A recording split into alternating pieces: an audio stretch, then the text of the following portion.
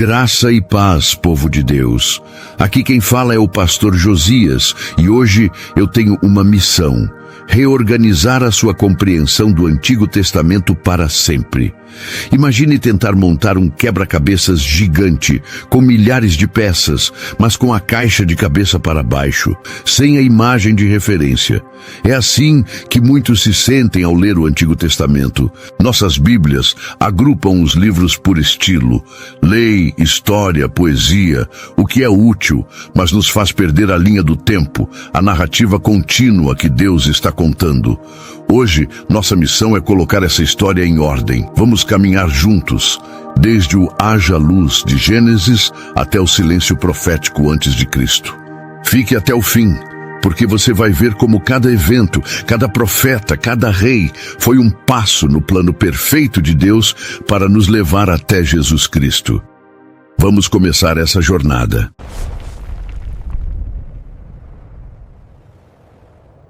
Parte 1. A Era da Criação e dos Patriarcas, Gênesis. Tudo começa com uma declaração. No princípio, criou Deus os céus e a terra. Num ato de poder inimaginável, Deus fala, e a existência surge. A coroa da sua criação é o homem, Adão, formado à sua imagem, recebendo o fôlego da vida diretamente do Criador. Mas este paraíso de comunhão é quebrado. A queda, a desobediência de Adão e Eva, introduz o pecado e a separação, e a humanidade é exilada do Éden. A história da humanidade rapidamente espirala em violência e corrupção, culminando na história de Caim e Abel, e na maldade que levou Deus a purificar a terra com um dilúvio global. Apenas um homem, Noé, achou graça aos olhos do Senhor. Através dele e da sua família, a humanidade tem um recomeço. Após o dilúvio, os filhos de Noé, Sem, Cam e Jafé, repovoam a terra. Mas o orgulho humano ressurge na Torre de Babel, onde o homem tenta alcançar os céus pelos seus próprios méritos, levando Deus a confundir as línguas e a dispersar a humanidade. É neste mundo disperso que Deus inicia o seu plano de redenção. Ele não escolhe uma nação poderosa, mas um único homem da Mesopotâmia, Abrão, mais tarde chamado Abraão. Deus faz-lhes uma promessa tripla: uma grande descendência, uma terra, e que através dele todas as famílias da terra seriam abençoadas.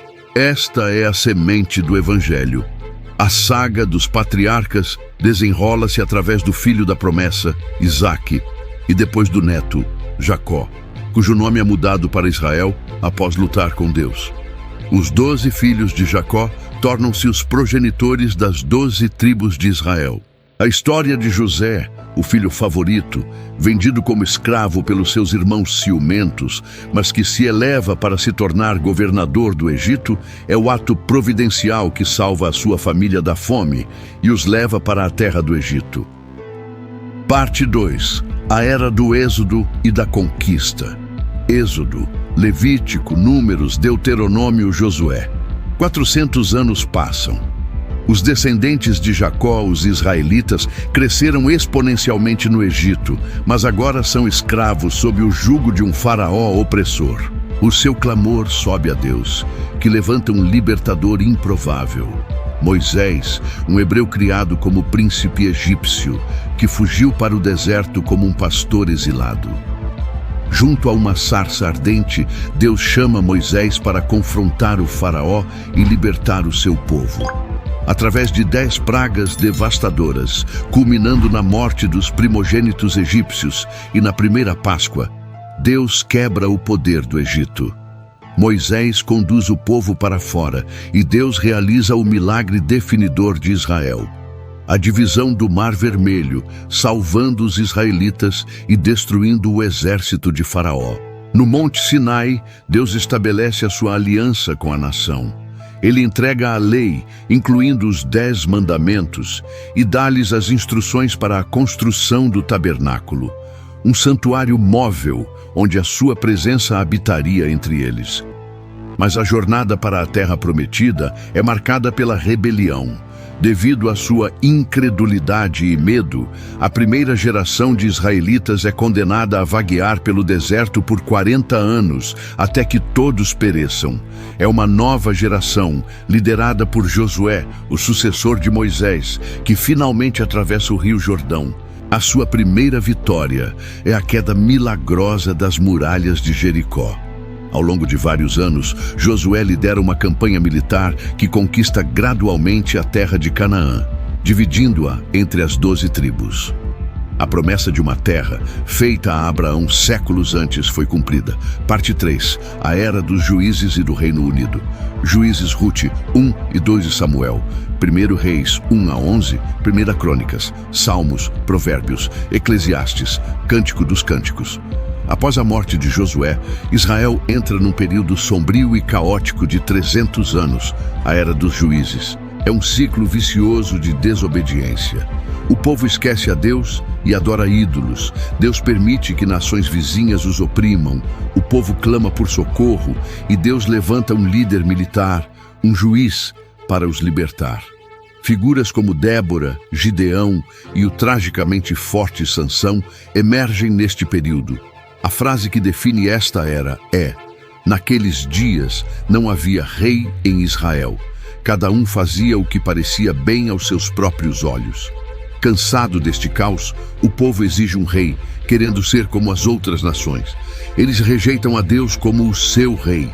O profeta Samuel, o último juiz, relutantemente unge o primeiro rei de Israel, Saul.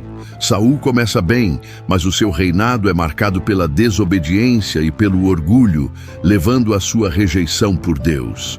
Então, Samuel é enviado a Belém para ungir secretamente um jovem pastor, Davi, um homem segundo o coração de Deus. O reinado de Davi é a idade de ouro de Israel. Ele derrota os inimigos, unifica as 12 tribos e estabelece Jerusalém como a capital política e espiritual, trazendo a Arca da Aliança para a cidade. Davi era um guerreiro, um poeta e um adorador, escrevendo muitos dos salmos.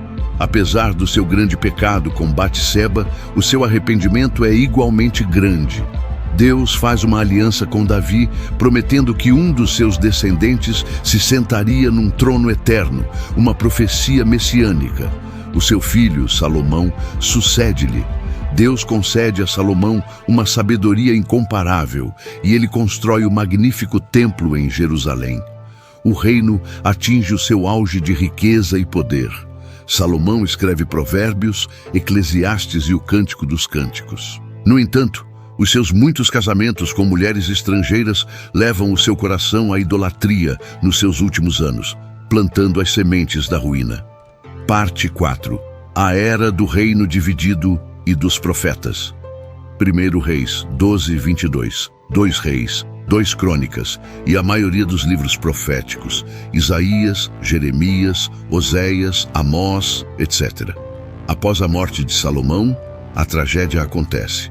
O seu filho, Roboão, arrogantemente recusa-se a aliviar os impostos pesados. Como resultado, as 10 tribos do norte rebelam-se e formam o seu próprio reino, chamado Israel, ou por vezes Efraim, com a sua capital em Samaria.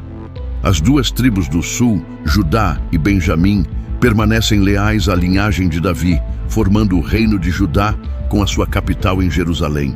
Começa um longo e triste período de guerra civil e decadência espiritual. O Reino do Norte, Israel, é particularmente corrupto desde o início, estabelecendo a adoração de bezerros de ouro para impedir que o povo fosse a Jerusalém.